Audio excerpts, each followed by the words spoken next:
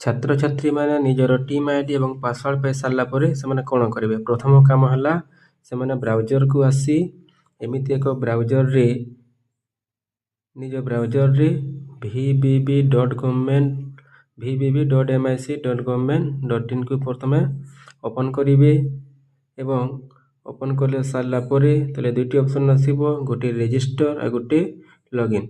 ସେମାନେ ଯେହେତୁ ପୂର୍ବରୁ ରେଜିଷ୍ଟର କରିସାରିଛନ୍ତି ଏବେ ସେମାନେ ଲଗ୍ଇନ୍କୁ କ୍ଲିକ୍ କରିବେ।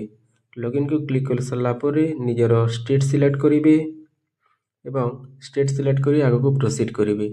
ପ୍ରୋସିଡ୍ କରିସାରିଲା ପରେ ଦୁଇଟି ଆସିବ, ଗୋଟେ ଟିଚର ଲଗ୍ଇନ୍, ଗୋଟେ ଷ୍ଟୁଡେଣ୍ଟ ଟିମ୍ ଲଗ୍ଇନ୍। ସେମାନେ ଷ୍ଟୁଡେଣ୍ଟ ଟିମ୍ ଲଗ୍ଇନ୍କୁ କ୍ଲିକ୍ କରିବେ ଏବଂ ଶିକ୍ଷକଙ୍କ ଠାରୁ ଆଇଡି ଏବଂ ପାସୱାର୍ଡ ପାଇସାରିଲା ପରେ ଏଠି ନିଜର ଟିମ୍ ଆଇଡି ଏବଂ ପାସୱାର୍ଡ ଦେଇ ପ୍ରଥମେ ସେମାନେ ସାଇନ୍ ଇନ୍ କରିନେବେ ଏବଂ ଟିମ୍ରେ ଯେତେ ଜଣ ଛାତ୍ରଛାତ୍ରୀ ଥିବେ ସମସ୍ତଙ୍କର ନାମ ଏମିତି ଆସିଯିବ।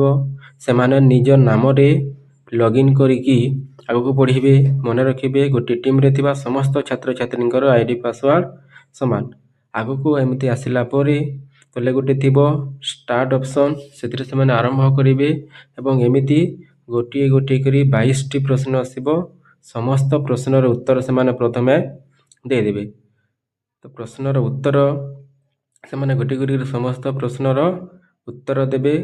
ଉତ୍ତର ଦେଇ ସାରିବା ପରେ ଦେଖିବେ, ଧ୍ୟାନ ଦେବେ ସମସ୍ତ ପ୍ରଶ୍ନର ଉତ୍ତର ଠିକ୍ ଠାକ୍ ଦେଇଥିବେ ଏବଂ ସମସ୍ତ ପ୍ରଶ୍ନର ଉତ୍ତର ଦେଇ ସାରିବା ପରେ ଦେବା ତଳେ ସବମିଟ୍ ବଟନ୍ ଆସିବ। ସେମାନେ ସବମିଟ୍କୁ କ୍ଲିକ୍ କରିବେ। ସବମିଟ୍ କ୍ଲିକ୍ କରିସାରିଲା ପରେ ଏମିତି ଆସିବ। ପ୍ରଥମେ ସେମାନେ ନିଜର କୋର୍ସକୁ କମ୍ପ୍ଲିଟ୍ କରିନେବେ ଏବଂ ଷ୍ଟାର୍ଟ କୋର୍ସରେ କ୍ଲିକ୍ କରିବେ ଏବଂ ଗୋଟିଏ ଗୋଟିଏ କି ସମସ୍ତ ଭିଡ଼ିଓ ସେମାନେ ଶେଷ ପର୍ଯ୍ୟନ୍ତ ଦେଖିବେ।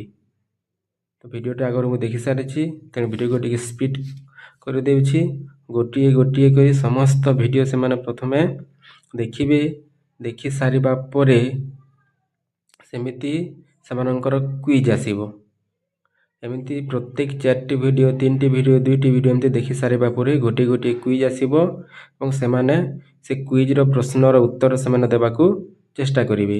ଲେଟ୍ ଷ୍ଟାର୍ଟରେ କ୍ଲିକ୍ କରିକି ସେମାନେ ସମସ୍ତ କୁଇଜ୍ର ପ୍ରଶ୍ନର ଉତ୍ତର ଦେବେ। ମନେ ରଖିବେ, ପ୍ରଶ୍ନର ଉତ୍ତର 10ଟି ପ୍ରଶ୍ନ ଆସିବ। 10ଟି ପ୍ରଶ୍ନରୁ 6ଟି ପ୍ରଶ୍ନର ଉତ୍ତର ଆମକୁ ସଠିକ୍ କରିବାକୁ ପଡ଼ିବ, ନହେଲେ ପୁଣି ଆମେ ରିଟେକ୍ କରିକି ପୁଣି ଏକ୍ଜାମ୍ ଆମକୁ ଦେବାକୁ ପଡ଼ିବ। ଯେମିତି ବି ହେଲେ ଆମକୁ 10ଟାରୁ 6ଟି ପ୍ରଶ୍ନର ଉତ୍ତର ସଠିକ୍ କରିବାକୁ ପଡ଼ିବ। ଭିଡ଼ିଓଟି ଲମ୍ବା ହୋଇଯିବ, ତେଣୁ ମୁଁ ଶୀଘ୍ର ଆଗକୁ ବଢ଼ଉଛି।